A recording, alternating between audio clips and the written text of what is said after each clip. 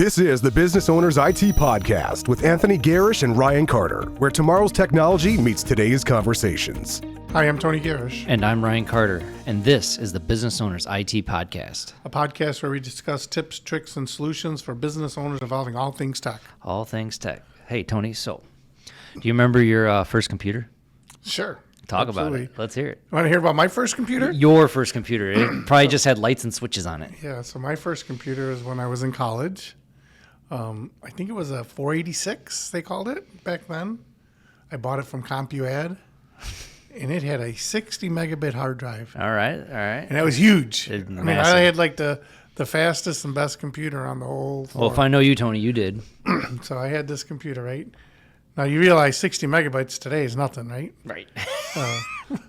we just ate up get 60 emails. megabytes in recording. Yeah, we get emails today that people say, "Hey, my email is not going through." They're trying to send, much larger than 60 megabyte emails, right?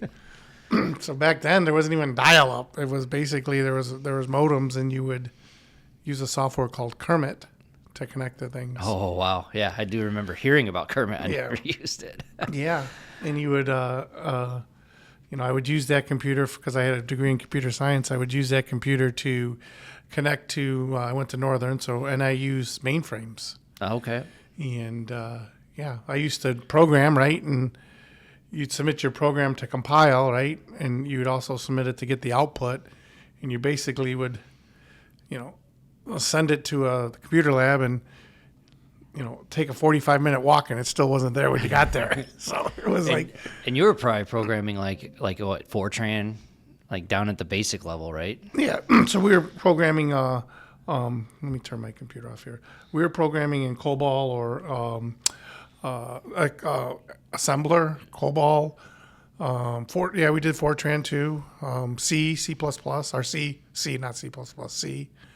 Yeah. So, I mean, you're down in like the processor level doing this programming, and it's not even, this is before Windows. This is before Microsoft, right? No, I had Microsoft. It was Microsoft 3.7 or 3 point something. So straight DOS. Yeah, it was basically, I'm going to shut my computer because the sound's not going off. Yeah, it was basically straight DOS. So it was DOS and then whatever they built on top of that. So, it would have been, Windows. Floppy disk, you loaded it with floppy disk. Yeah. WordPerfect That's was how you got it to run, right? Yeah. You had to have the floppy disk in there. Yeah, WordPerfect was the software that we used for, basically Microsoft Word replaced. Yeah. Lotus was the Lotus 123 was our spreadsheets.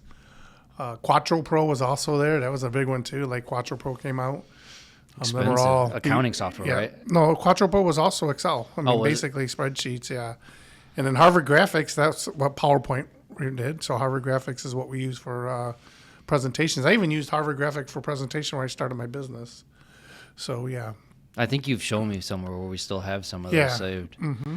That's pretty cool. Now, I know we've come a long way in hardware, and I've had discussions recently. I mean, the price of hardware is just kind of starting to skyrocket again, right? Yeah. So we are seeing, we're doing some server quotes for people, and the prices are ridiculous. I mean, it's very hard for us to get a server under $8,000. I mean, they're just not out there. It's like, we usually buy Dell, and I'm constantly trying to figure out ways I can save my customers some money. But the prices are the prices, and what we can do. I don't know if it's, probably has to do with tariffs a little bit, and also, the sentiment that, even if they didn't have tariff, if they're not getting charged for tariffs, right? Oh, I can charge more because this is in the news. There's always a way, But right? yeah, there's always a way. Same thing with computers. We're seeing computers 14 to 15% more than they cost a year ago. Yeah, and I mean, they pushed the margins up during COVID too. Right. We saw a major increase because there was a decrease or an increase in demand, and we didn't have the supply. Yeah. We pretty much stick with Dell when we do quotes. We like Dell. They give us, they give our customers great pricing, and we've had a lot of luck with them. But at this point, it's almost like we're gonna have to start looking at other avenues like Lenovo's or some of the. And we do have customers that have Lenovo's. We haven't had any problems with them, so. I'm willing to start looking too because Dell's always been one that on my side, I always told the customer, like, the reason we like Dell is because, you know, their support's great. Yeah. We've had some problems with their support. We've had some problems with their hardware.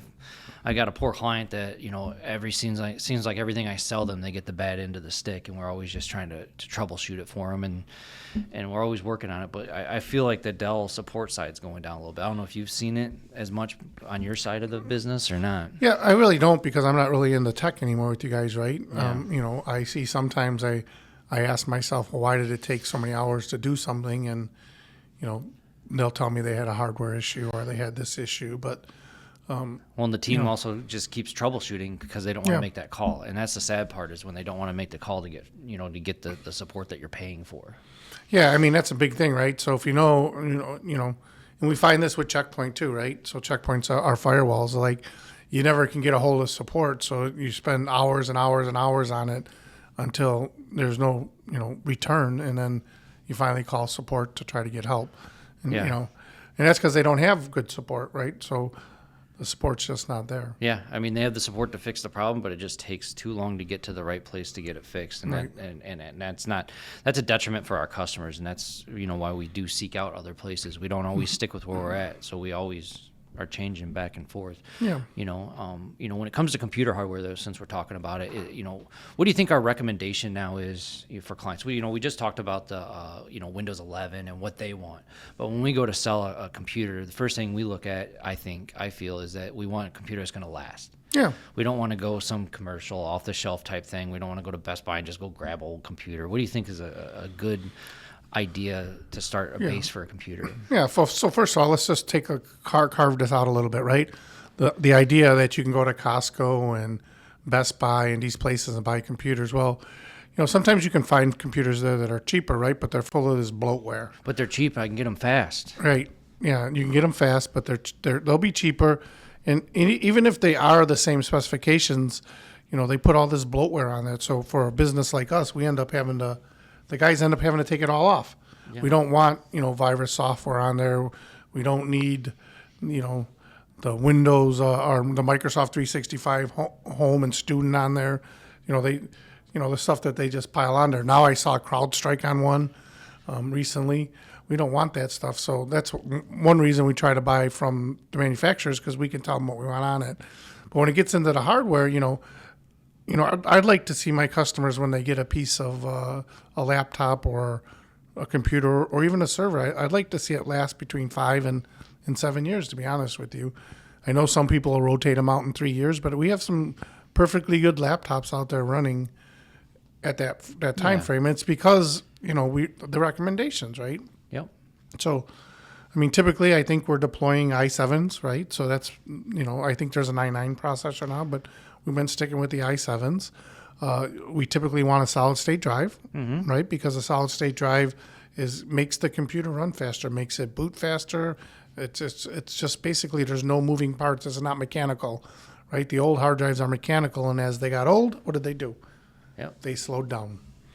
So, and then we're looking at like 16 gig of RAM these days, 8 to 16 gig of RAM. And then the other thing that adds a lot of costs is typically we'd look at a 3-year warranty. Yep. You got your 3-year warranty, and there's extended warranties to take you to the 5-year, and even more extended if you want to go to the 7. And a lot of businesses, I mean, we're quoting a computer out now. You're looking at maybe $1,000 expenditure. So that's why we want it to last 5 to 7 for you, is because first off, that's expensive. Yeah. And you don't want to be spending every 3 years on that kind of money if you're a very small business, and you don't want the overhead. Yeah, I mean, those types of laptops these days, we're seeing them come in, around $1,300. I mean, actually, I just quoted 5 or 6 to a financial company. I mean, they're close to $1,300 a piece, which is kind of ridiculous. And then we have some engineering companies who are buying the same laptops for them. Again, they're like between $1,200 and $1,300, and like a year ago I was paying like $800 or $900 for them. Yep, and then the same computer. There's nothing different. Yeah, and then you got added costs too when you're buying a laptop. You've got a docking station. Yep. Possibly you want dual monitors. You might have old monitors, but now it's time to maybe step up to something bigger. You're going a little blind like me. Yep. Get 27, 32-inch monitors, and then you might want it to work at home too, so now you got 2 more monitors to buy. You got another docking station, but you can take it anywhere you want. The cost. I like the laptop. with the docking station. Yeah. So since COVID, right? Pretty much every recommendation we make and every our customers are pretty much everybody's getting laptops with docking stations because simply if we have another pandemic or another thing where they're gonna kick us out and have to work from home, we're all set up to go.